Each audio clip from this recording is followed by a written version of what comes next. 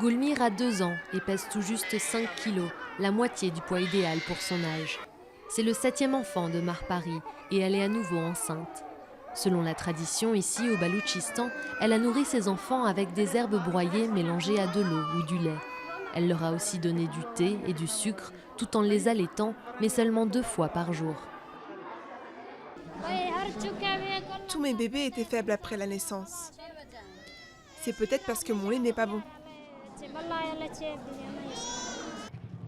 Une idée souvent fausse, pourtant très répandue dans cette province, la plus pauvre du Pakistan. Mais les cas comme celui de Gulmir ne sont pas cantonnés au Baloutchistan.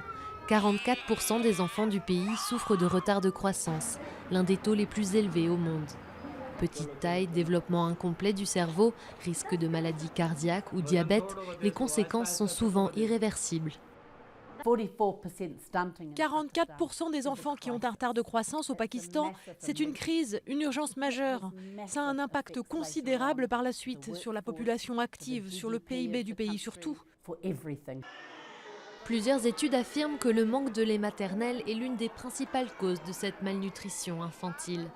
La faute à des croyances erronées, un allaitement souvent insuffisant et la situation précaire des jeunes mères dans les zones rurales forcées de retourner travailler dans les champs.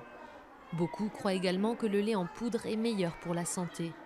Et au lieu d'encourager les mères à utiliser leur colostrum, un concentré d'anticorps et de nutriments au début de la lactation, des médecins peu scrupuleux leur prescrivent du lait maternisé.